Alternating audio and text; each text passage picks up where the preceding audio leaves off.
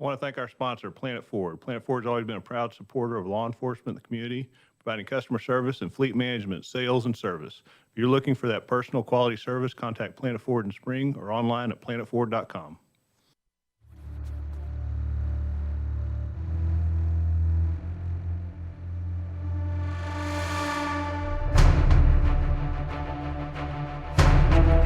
You're listening to Crime Scene Today. I'm your host, Dan Zentek. We cover current and future issues facing law enforcement, forensics, and crime scene investigations. So this week, we're sort of off our norm and talking about our local elections. Normally, we talk about law enforcement topics, but what's going on around the nation right now is everybody's having local elections. Many of those elections affect what happened in your daily lives, and we think it's very important for you to take time to learn about your candidates.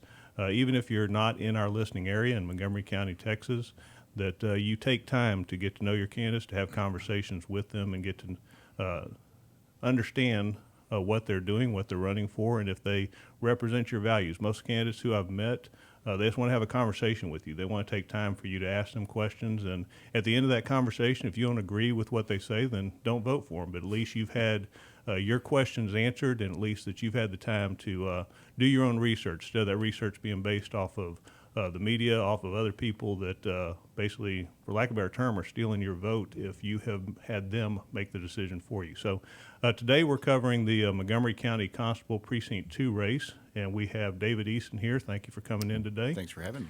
So, David, you currently work for the Sheriff's Department here in Montgomery County as a detective. I do. So you have jumped into this race. This is a unique area of the county because Precinct 2, a large portion of it also encompasses the county seat, which is the city of Conroe. But overall, it's about 100,000 population and somewhere around 120 square miles, something like that. So one thing, to sort of jump right into this, you have how many years in law enforcement? 22 years. So you have 22 years, and so I really hope to get some insight from you just on one of the foundations sort of the show is sort of current issues that are affecting law enforcement and such. But obviously, when there's an incumbent in a position, and you have people that step up that say, for lack of a better term, I can do a better job. There's issues there, right? So what are some issues, improvements, things that you feel need to be addressed at the Precinct 2 Constable's office? Well, Precinct 2 is stagnant at this point. It has an employee base of about 18 people, including the clerical staff over there. And so I think that growth and working towards a 24-hour service better serves the community, better serves the Precinct 2 citizens, and we can do that by reallocating some of the resources that are already there. It doesn't technically they could go 24 hours a day with the resources they have now, but it's about 5.4 people to get to a 24-hour for one position, and so really at about 11 people you could get to an efficient 24-hour service. So now, right now, when you say they're stagnant, obviously by statute, all the constables, their primary statute is to serve civil process. Correct. But in Montgomery County and actually beyond, Harris County has some constable agencies that are 500-600 man agencies that do many things. And in Montgomery County, there seems to be that the constables out here, besides serving civil process, have found whatever needs to be addressed in their area, extra patrol, extra things. And currently, such as Precinct 1 is addressing the mental health issue with their officers. At Precinct 3, it's crimes against children, DWI enforcement, computer forensics. And in Precinct 4, Precinct 5, they've sort of stepped up as far as addressing some narcotics in their area. So what do you see as an issue in Precinct 2 that is something that needs to be addressed? Well, we've identified, the city of Conroe is kind of centrally located in the Precinct 2 area. And there's about 300 homeless people in the Conroe area. And one of the ideas that we want to work towards is creating a law enforcement initiative to partner with private organizations so we can aid those who are experiencing homelessness. So now, as far as the homelessness, this is a whole bigger conversation, right? I mean, Sure. what do you feel is the biggest underlying cause? I mean, you referenced some being homeless because of disaster before in some conversations, but many times it's usually one of three things. Either it is drug and alcohol abuse, it is mental illness, or it is truly falling on hard times. Sure. What do you feel is sort of the underlying foundation that needs to be addressed to help this? Or I guess some sometimes argue that some don't want help, right? So how do you deal with those things? Well, I think that there's a lot of programs out there that they're not able to participate in. A lot of them don't know where to turn. They don't know how to get back into reintegrated back into society again. Some of them it has to do with the fact that they don't have identification. Collin County actually partnered with DPS and was able to get them to agree that the jail identification through APHIS was a acceptable identification to get them a state ID so they could participate in these programs like the homeless outreach programs, the shelters, and for indigent programs like for health. So, Do you have an idea as far as what, I guess, what volume you're dealing with in Precinct 2 of homeless? well, like I said, the 300 is about the count. There's going to be a new count that's coming up. There's some organizations that report to FEMA, and what they do is they count it as a sheltered and unsheltered, and they do it by not only the shelters but also in the jail population. And there's a lot of veterans that are in there. That's part of the program. It's a homeless and veterans outreach program. And we want to, this isn't a handout, it's a hand up. We want to see if we can get these folks some identification so they can get with these programs, these private organizations that can put them in housings to get them off the street. But that does more than one thing. That's also fiscally responsible because if you go write them a ticket and they don't pay the ticket, it turns to a warrant. You put them in and out of the jail over and over again. That costs the taxpayers money. They have to house them, they have to feed them, and they have to provide medical attention to them. So fiscally, that's the responsible thing to do to try to alleviate some of the homeless population, so we can serve the citizens. We can have a nice clean area. It's attractive. It brings people into the area, businesses, and residents into the area because it's a beautiful community. So some would challenge that. Why do you believe this is a law enforcement function? Well, there's an issue with it. Obviously, it's been recognized, and there are vagrancies, and there's these folks that in reality it's the right thing to do, helping people. Service is about, in my opinion, service is about compassion. Having compassion for people. I mean, we can do our job with compassion every day. Compassion is not weakness. Compassion is actually strength in dark times. So I think that it's the right thing to do, and I think that there is Precinct 2 has an opportunity to do that. There's more.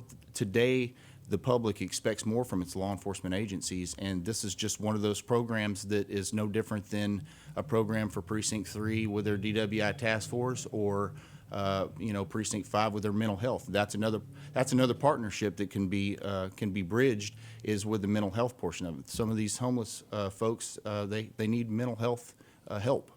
Now, you touched on it briefly. One of the big questions that's come up to Precinct 2, including the current constable there, is that's the only constable agency currently that's not 24/7. Sure. And you believe that there's currently enough people.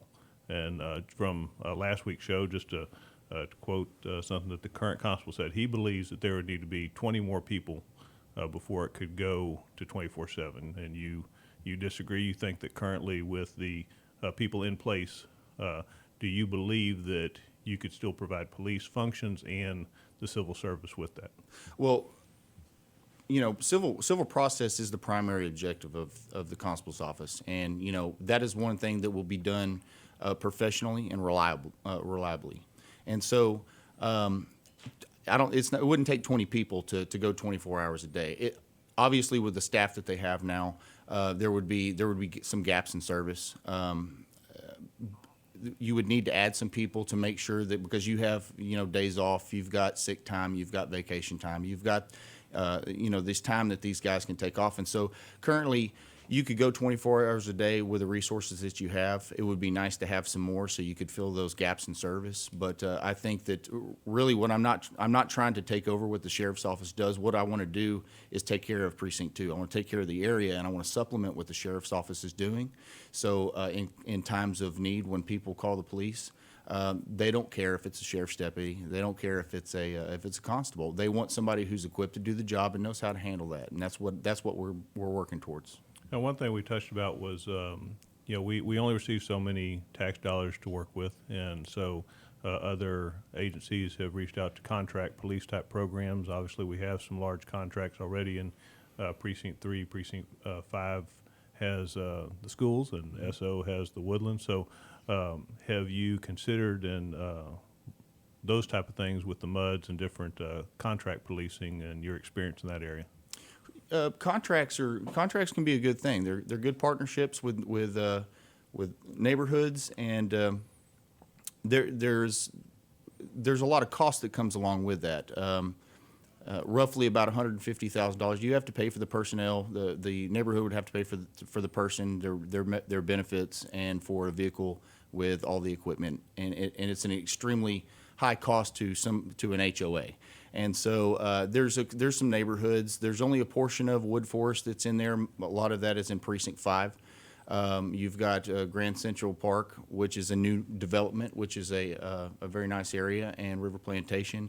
And those are something that we'd be open to for contract deputies to expand in the agency to provide service to make sure that those areas are covered. But what I want to do is not focus on just one area or the other. I want to provide service to all of Precinct 2 equally.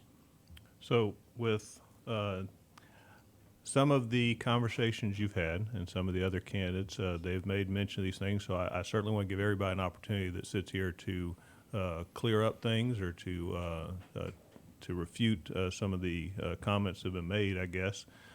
So one is that you have not held a rank of supervisor. Mm-hmm. So obviously being the leader of the organization, you're going to be over a large budget, over people. So how do you plan to overcome the fact that you have not held a rank above, detective to a sergeant, lieutenant, captain type of admin level? Right. Well, prior to law enforcement, I worked as a health and safety director for an environmental company at a Superfund site, and where I managed the safety of about 50 employees for quite a while. And also in the job that I do as a detective, I've been a detective for 12 years. I've worked, persons and property investigations. I've worked auto theft task force, and I worked homicide for approximately 7 years. And some of those scenes are very complex and take a lot of personnel to manage. And as the lead investigator on those, that requires management, and you have to be able to allocate those resources to send people out to get the information, and you have to basically manage that scene for it to function properly. So I don't think that I'll have an issue leading. I've been a leader before. I've been in a leadership role before, and I know that I'm equipped. After 22 years of doing this job, I know that I'm fully equipped to do this job effectively.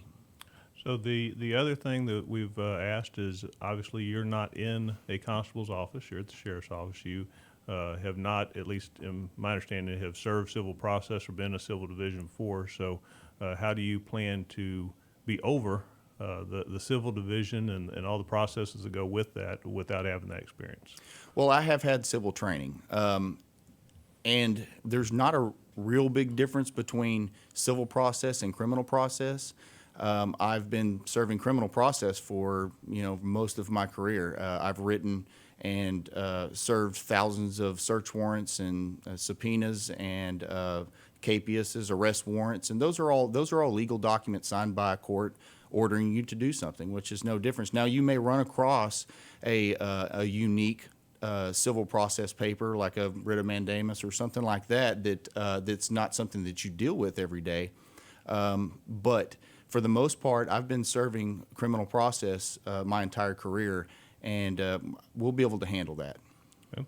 So the current staff obviously has about 5 people addressing civil, and there's the other 10, 4 of those being, or 5 of those being supervisors, so basically about 5 that I guess are out to do patrol functions and those type of things. When saying that you want to service all of Precinct 2, what do you feel some of the top priorities of beyond civil that those 5 deputies could be doing to assist the citizens of Precinct 2? Well, obviously, public safety is paramount, and so you want to be seen. You want to have a presence in the public as a law enforcement agency. There's traffic concerns, there's traffic safety. We have a stretch of roadway from the Cut and Shoot area all the way out 105 to about Lake Lorraine. That's a very heavily traveled area out there. That's a huge concern. But what we want to do is we want to make sure that when somebody calls the police, that there's somebody in the area that can respond in a timely manner, that can go over and has the experience and the knowledge to take care of that person and their needs at that time. And we have to rely on each other. One of the big things is mutual aid.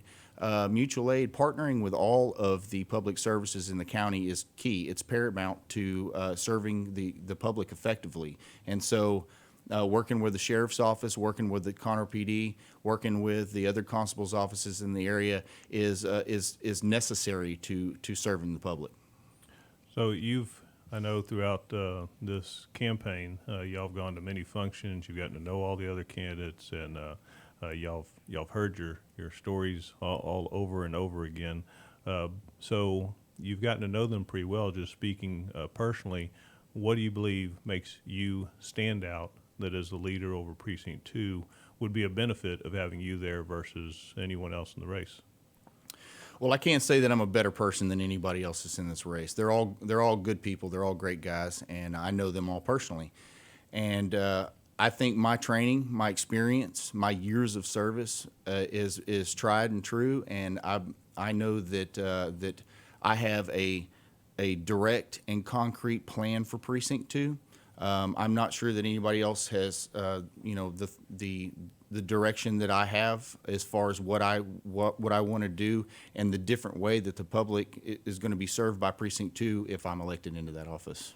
So one of the common things we like to talk about on the show is just sort of the future in law enforcement and issues facing law enforcement. So it can be about Precinct 2 or just in general. What do you feel in the future of law enforcement are some issues that we're going to have to be handling and should be thinking out ahead for? Well, future projections is one of the things that all law enforcement agencies should be focused on, seeing what the upcoming needs are going to be.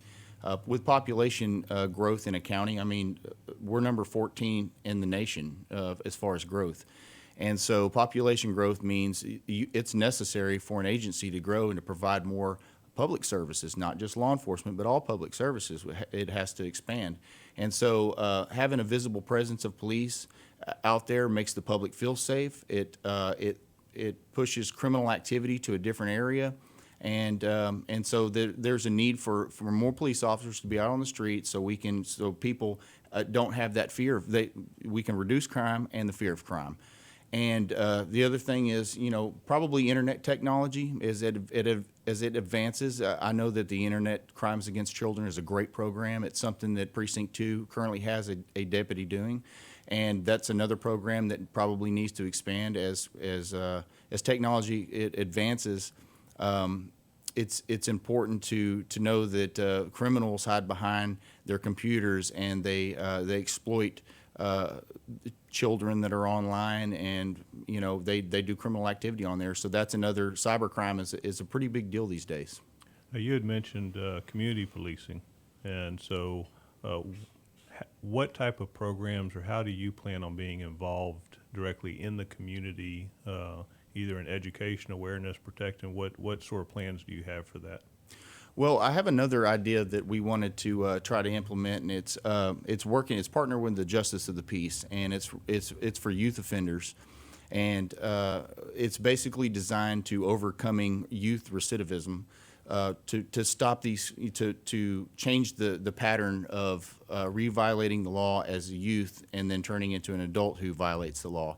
So that's a program that would bring in not only the juveniles and clear up some of the court issues and put them on we'll do that through service to the community and a mentorship program. And so that'll involve the parents and the children into that program, so we can help keep that. These kids are our future. They're the ones that are coming up and they're going to be the ones taking care of us and taking over the jobs that we have here and the residency that we have in the county. And so we need to make sure that we have a program that's for the youth also. Now, is there currently a juvenile program with the JP's office in Precinct 2? Are they doing something currently that you want to enhance, or is this something new that you've talked about taking on? This is a little different program. This is something that, I need to get with the Justice of the Peace and find out. But, it's kind of a deferred adjudication type of program where if they fulfill their obligations, then, and we're talking about Class C stuff. We're not talking about violent crimes or anything like that. This is just hey, look, there's consequences for your actions, and, just because mom and dad have to pay the ticket doesn't necessarily mean that the child understands that what they did, won't be, they won't re-violate the law again. And so it's things like, whether it be speeding or whether it be minor in possession or truancy or something of that nature. It's another avenue for the courts to say, okay, let's try to get this person back on track again instead of just making mom and dad pay. It kind of makes everybody responsible in that scenario. So how do you plan to address, if you're elected over the office and you have officers that have not been active in those areas, that are pretty much just focused on civil or whatever has been deemed important by the previous administration, how do you engage them? How do you get them out there under your plan and the buy-in of what you want to do? It's training. It's, I was looking at the budget, and, there's a $15,000 budget for uniforms and a $2,500 budget for training, basically, in the Precinct 2 budget at this time. And so I think training is probably the answer to that question. We got to get these guys comfortable with going out and answering calls for service when they're not serving civil papers, and knowing what to do with that information, how to report it back, how to follow up on it, how to file charges. And I know these guys know how to file charges, but being comfortable in the job that you do is pretty important because it means that you make less mistakes. Right. Well, and in wrapping up, we have a couple minutes left, and I certainly want to give you the platform for anything you want to leave with, anything that you want to send a message to the people that are out there. And also, we have links to both the candidates today online to be able to contact you. I know that you welcome any emails or phone calls from any of the voters out there to answer any questions that we may not have covered. But anything that you'd like to say, that you'd like to wrap up to make sure people know about what you're doing? Yeah, I've got great plans for Precinct 2. I've done this job for a long time, and I want to serve Precinct 2 in a different kind of way, and like I said, it was a stagnant area, and it's a department, and I want to implement some things that gets Precinct 2 Constable's office more involved in its community and the businesses in the area, and I have concrete goals that I will fulfill if elected. I have 22 years of experience to lean on, and I have a great relationship with most of the elected officials in the area. And also, I have the backing. I've been endorsed. I'm super excited about it. I've been endorsed by both former Sheriff Joe Corley and Sheriff Tommy Gage. I'm very proud of that, and they have the confidence in me, and I will serve Precinct 2 with honor and integrity. And I encourage you to reach out to me with any questions and check out my website, Vet Me. And if you like what I have to say, I would appreciate the vote, and I'm position number 3 on the ballot. Okay, so I know that we've posted it, but how do they get in touch with you? You have an email that they can write to you if they have a question? Yeah, Eason2020.com is the website, and it's easonforconstable@gmail.com is my email. Okay, well, David, thank you so much for coming out today. I appreciate you sharing your time and just experience talking with us today. My pleasure.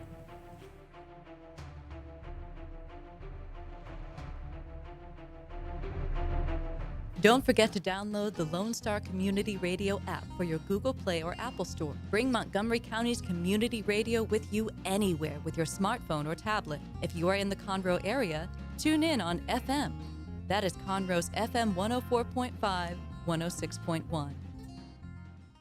Second Saturday Divorce Workshop provides unbiased information to help you understand your options and move forward with your life. This divorce workshop is for you if you are contemplating divorce, in the process of divorce, already filed for divorce, or post-divorce. You will explore the emotional, legal, and financial aspects of divorce from professionals who have guided others through divorce. For more information on this divorce workshop, contact secondsaturdaywoodlands.com or call 832-375-0900.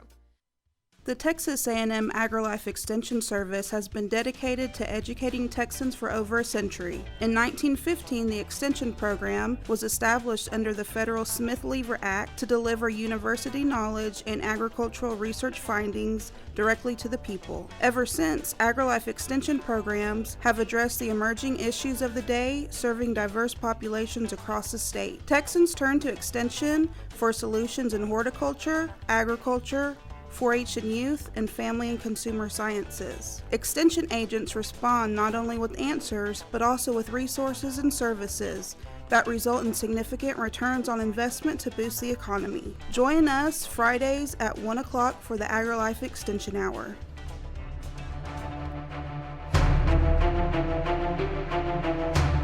You're listening to Crime Scene Today. I'm your host, Dan Zentek, and we're back following up on the Montgomery County Constable Precinct 2 race, and we're meeting with Clyde Vogel, Sergeant with Conroe PD and one of the candidates in the race. Thank you for coming back, Clyde. Thank you for allowing me to be here. So you have some unique areas that I certainly want to talk to about. You, unlike some of the other candidates, work for the city of Conroe, and that's a unique part of Precinct 2. Precinct 2 has a large incorporated area of Conroe in it, unlike the other constable agencies, and that's something that I specifically wanted to talk to you about. I know that you've worked this area a long time. I've had times that we've worked investigations that you've come in, and certainly you were the go-to guy if we wanted to find somebody whenever we were doing some of our investigations, and working very well with us. So one of the things that certainly I've asked everybody in this is, we have an incumbent in there.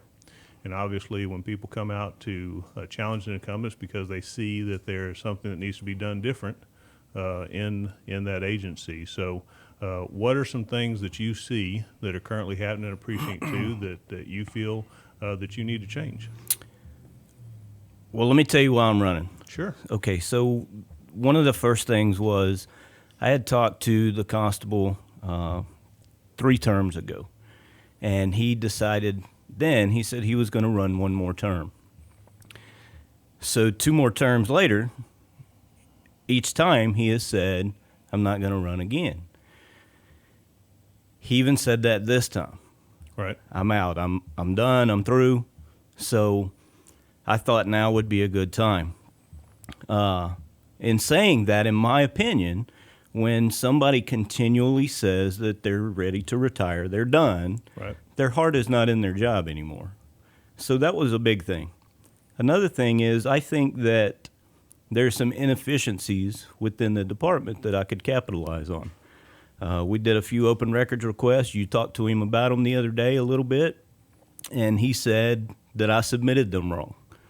Okay. So what the open records request response that I got is that number of civil papers received for Precinct 2. Right. That's pretty exact, correct?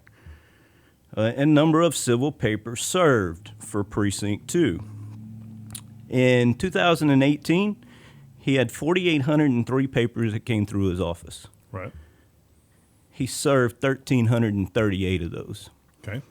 And it's consistently that way since 2014. It hovers around 27 to 30% of their process serving. I think I can do a way better job than that. In saying that, he has 15 people in that office, including himself, that are sworn personnel. Right. 19 Right. total. When you break those numbers down, he has 2 people that serve papers, and he has 1 that does writs, I believe is what he's been saying. Okay. So if you break that down to 1,338 papers and divide that by 2 people, with 261 working days in a year, that's a paper and a half a day. So what are those guys doing the rest of that time? That's what I want to know. As a taxpayer, that's what I want to know. So I think that civil process is number one. I think being a bailiff for the JP is still your constitutional duty. They're kind of tied together. They are. So I just want to see what they're doing after they serve those papers. And I think that they should be out being police officers, according to the Code of Criminal Procedure, right? Right. That when they're done with the 1.5 paper a day, that they need to be out doing traffic enforcement. They need to be out in subdivisions talking to people. They need to be in downtown business districts where people can see them. In Precinct 2, we have Grand Central now that has all of the shopping there. Those guys could be out there. I just believe that some resources need to be reallocated to where those guys are working 8 hours a day. Okay. So now to challenge a little bit of that, so we have certainly the numbers received and you have the numbers served. And one of the statements he made last week is that that does not count for the ones that are attempts, I guess. And so that being said, and from what I hear that you're saying, please, I'm not trying to put words, so correct me if I'm wrong, is that even if there are attempts, you believe that there's other ways and possibly better ways that still more papers could show up as served. Absolutely. And I'll tell you why, because listening to the radio show, when he spoke with you, he said, we don't do any other investigation to see where these people live. You and I know both that there are multiple databases that we Sure. have access to where you can find somebody that you want to get to. Right. TLO, LexisNexis, anything else to where we can track somebody to find them and get the paper served. That's your job. So now, as far as and this just so the Grand Park, what do they call it? Grand Central Park. How much of that is there part of that that's city and part that's county, or what's the? It is in the city. No, it's all within It's the all city. Okay, so that's completely city, and that sort of brings me a question I did specifically want to ask you, and that is the balance between what the city does and then what Precinct 2 does in the crossover, right? Because I think you probably could speak best to that, being with the city, and that meaning, is that patrol function, is that extra work a benefit to the city? Absolutely, it's a benefit. It would be a benefit not only to the city, but to all the voters within Precinct 2. I mean, just because it lies within the city doesn't mean that they shouldn't be patrolling. I'm not saying jumping calls and running calls for the city, Okay. but having the first level of force is our presence, right? Right. So when these guys are out patrolling in these neighborhoods, whether it's unincorporated or incorporated, that is a deterrent for criminal activity. You agree? Sure. Okay. So now, and I've asked all of this, in all the constable agencies, they seem to identify a problem that's going on in their precinct and use resource to address that that's not being addressed. As I've used the example, Precinct 1, they're mental health officers. Precinct 3, it's crimes against children, DWI, computer forensics. And 4 and 5, they seem to focus on narcotics in their area. What's something at Precinct 2 that you see as a problem in that area that you feel needs to be addressed beyond just the civil? Well, I got to explain my answer, right? Sure. So Constable Hayden, up until this budget year, everybody in his office touched civil. And after they were done with their civil, they went out and did the narcotics enforcement, the traffic enforcement. He touches Splendora, New Caney, Yes, all of those areas too that are incorporated. Sure. And they kind of have an overlapping and good relationship with those guys when they're out working. So Precinct 2 has no ancillary duties as Precinct 3, Precinct 1, or Precinct 5. It is my belief that if the commissioners wanted Precinct 2 to have an ancillary duty, then I would be glad to help with that. I think when you start forming a unit within Precinct 2, you're causing a growth that the burden shifts to the taxpayer in order to have to grow that department. Now, in saying that, my background is all narcotics. From 2006 to 2017. I was a canine. I did proactive patrols. You know as well as most officers that narcotics is the single most proactive department, sub-department within a department. Right. Everything they do is 90% proactive. So I believe that if you are out stopping cars and talking to neighbors, that you can continue to do that even as marked units, because I did it. I did it for 6 years. Not 6 years. I did it for 2 years or 6 as a canine officer. I was a marked guy and had a dog, and that was my sole job, was to go out and be proactive and do law enforcement duties. I also wrote search warrants. I also worked confidential informants as a uniform guy, so I know it can be done. I think that opiates and human trafficking are the biggest things facing this county, along with all the growth. So if there's any way that we can assist without shifting the burden to the taxpayer to grow the department, I'm all about doing that. So obviously there's some of the agencies, including the Sheriff's Department, a couple of constables that do contract policing, which is reaching out to specific areas. What experience or thoughts do you have on the contract policing model? So I don't have a whole lot of experience in contracts because Conroe PD doesn't Sure. do them. Right. So, but with my limited experience, if a Grand Central Park came to the constable's office and said, hey, we want to give you $160,000 a year, plus or minus a little bit, to pay for a car, fuel, all the benefits, and for this officer, I'm not against that because it's not a burden on the taxpayer. That's a burden on the subdivision that they're willing to take on in order to have the extra patrols. Right. So you spoke before on the forums or answering some things before that the current administration is sort of top heavy over there. So and obviously I think there's 5. You have the constable, chief, captain, lieutenant, sergeant. So you have 5, and it's 15-man department, which is basically your point. Now with civil service, the lieutenant, the sergeant's protected. So what do you consider a makeup, I guess? What changes could be made to either utilize resources differently, or, I mean, how do you plan to address 5 people overwatching 10 people? So with county civil service, I'm not sure what code that y'all fall under in regards to that. I know city, it's 143, and it's pretty well. So to answer your question, I'm not certain as to what I could actually do with that civil service in place. However, I misspoke before, and I think you did too, just a second ago. So he has a constable, Yes, sir. chief, captain, lieutenant, And a sergeant. 2 sergeants, Oh, 2 sergeant. Okay. and a corporal. Okay.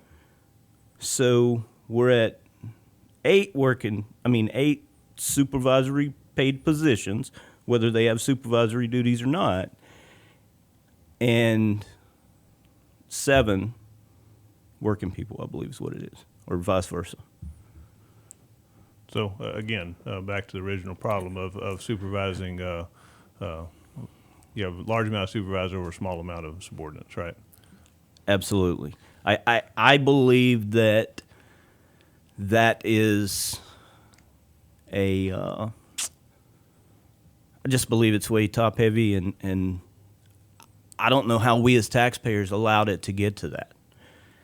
Again, with y'all civil service, I'm not exactly sure what you can do as a department head going in to reallocate that. Now, I can tell you, if I can shift and move people around Yes, of course. to do things to where whether they're paid as a captain or whether they're paid as a corporal, and I'm going to have to clarify that too, because I don't want people saying bad things, because I wholeheartedly believe in ICAC, okay? Right. So, but others, no matter what their position is, can be out doing civil, and then they could be out being proactive. Those guys aren't call responsive.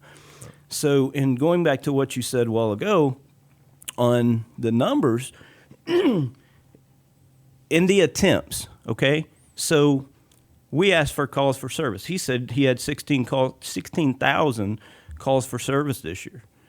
He got in 5,000 papers. So if he's making 5 attempts on those papers, that in and of itself is going to be 25,000 calls. So I'm not sure where the math is coming in of him being able to say that. Well, and it would, and that certainly would be a direct question for him on what do you consider a call, right? I mean, if you consider serving a paper, we both are on the current RMS system of Spillman, that if you go out on anything, it shows as a call, right? Yes, sir. And it's up to our administration to look at that and say, no, you were doing a building check or you were doing a vacation. That's not a call. No one called for your service for that, but depending on the admin, some things get reported differently on that type of thing.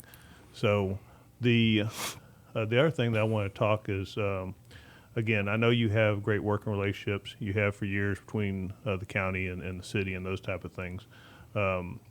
You have stated, and accurately, I've challenged the other candidates with this, you are the only candidate to hold rank as far as a supervisor. How do you feel that actually benefits you? And at the current rank, just so I'm clear, have you worked with budgets and those type of things at your level? To submit a budget, no. But our lieutenants do budget for patrol, okay? So I try to go in and sit with those guys and learn what I can since I've promoted. Our system is pretty complex, and it's unless you're doing it all the time, it's hard to understand. Going back to not just a supervisor, right? I've said that. I believe that I'm a leader within our department. You and I both know, and any other or most other law enforcement knows, that a sergeant has the greatest weight Sure. in communicating with people and guiding the department. Whenever the chief law enforcement officer puts out something, if the sergeant doesn't go along with it, then the guys don't buy into it. So I believe that's a very important position. And not only am I a sergeant, but I'm a leader. I've been to FBI leader schools. We all go to a supervisor school. And, excuse me, in saying that, I have one of the top producing, we have 10 different shifts in Conroe PD. Okay. My shift in the last 2 years has always been a top producing shift with the amount of people that we had. We would be number 1 or number 2 throughout the year, every month. They don't do that because they're mad at me. They don't do that because they dislike what I'm teaching or trying to go along with to help them work. You have to have buy-in. And if those guys aren't buying in, they're not going to do what I want them to do. And just so we clarify for this, what counts or constitutes top producing, or what makes someone rank as far as top over someone else? So as far as everything that we do is categorized, whether it's calls for service, secondary calls for service, we do home watches, we do patrol checks, we do traffic stops. Citations aren't counted in that, okay? Right. It's just contacts, arrests, reports that you write. Everything that we do is graded. And some say that's bad, some say it's good. I believe that as supervisors and managers, we have to have a way to account for our people's time. And if we're not accounting for that, then I think we're doing a disservice to the taxpayer. And one question I've asked, sort of the foundation of the show, because we don't normally interview candidates, we mainly talk to law enforcement about topics just affecting law enforcement. So in that aspect, so what do you see, it can be about two or just in law enforcement in general, what are some future issues or things that you see facing law enforcement that we need to be preparing for, to be ready for? Well, again, I think that human trafficking is a big thing, and I think that opiate abuse is a big thing. I think that opiate overprescribing is a big thing.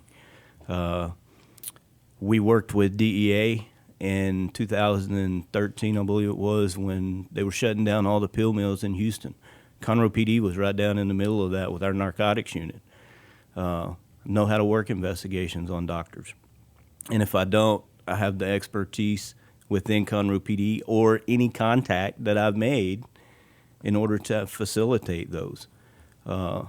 As we all know, the Settlemeyer family was killed several years ago by an overprescribing physician that's facing consequences for that now.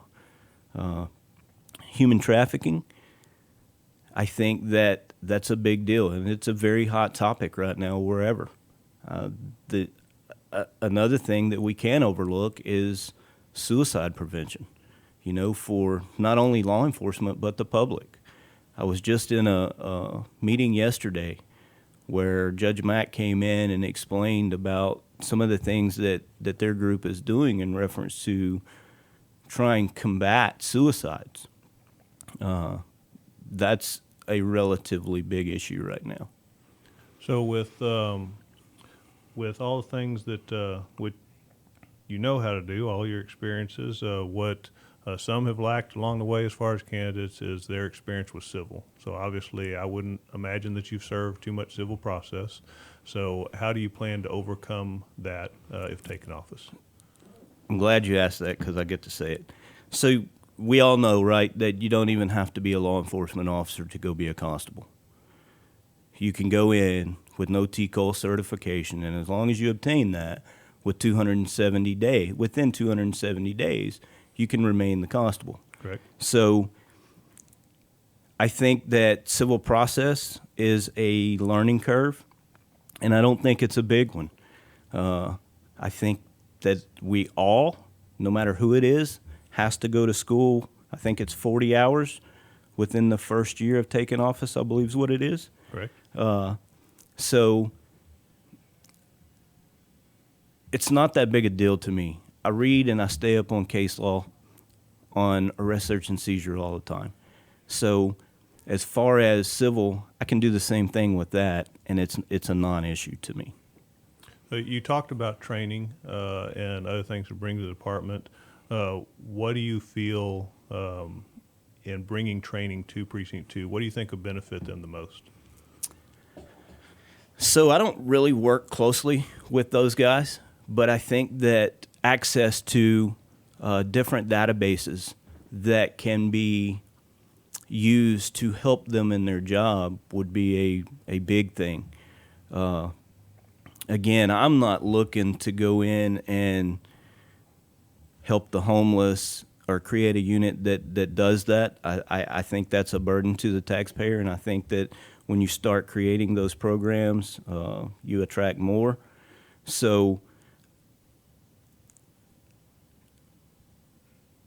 their training that those guys have, they're all peace officers, but I think that with other databases that would help them do their job better, and some possibly tactical schools, anything that we go to in law enforcement increases our awareness in anything that we do. So any training is good.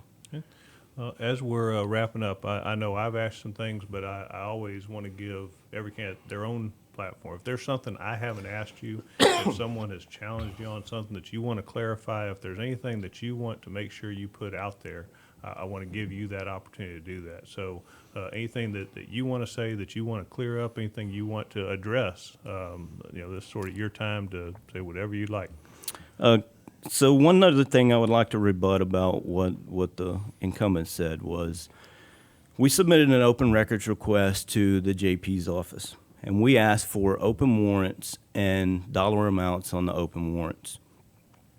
So an open warrant to me is it's in warrant status, there's no payment plan, and you go arrest that person or put them on a payment plan. Okay. So having found out they can't differentiate between somebody who's in a payment plan and somebody, if it's a warrant status, okay. It's open. Okay. Whether they're on a payment plan or Until not. it's done. Correct. Right, okay. So But there are still 7,000 warrants that are sitting out there that are not being served. And I believe that if, whether it's through the payment plan or through incarceration, whatever, community service, to facilitate getting those funds back in, you and I both know our taxes probably aren't going down. Right. But if we can do anything to keep them from going up, I think that's a plus. And I think that's a big thing that the constable can be doing. He said in one forum that you can't touch those. We don't want anything to do with those. And then on your show, he says, well, when I had guys on light duty, I had them calling in, setting people up on a payment plan. Well, they don't have the authority to set up on a payment plan. That has to be from the judge. Right. So, but I think that's a big thing. I want to stick to getting the process done and being the bailiff for the JP courts and serving those warrants and getting people in to take care of their business. You're held accountable. I'm held accountable. And others should be also. So, again, I believe that if we can start collecting revenue, you guys opted out of net data at Precinct 3. And I think, well, I'm not real sure what the reason is. But anyway, so Precinct 3 serves warrants, right? We do serve warrants along with civil process, but actually as far as the collections through the JP, so that's not actually with the actual constable deciding who is the collection agency. Right, and I'm not saying we should be collecting. What I'm saying is we should be holding them accountable to where they can get their business taken care of, whether it's by fine, jail, or community service. Right.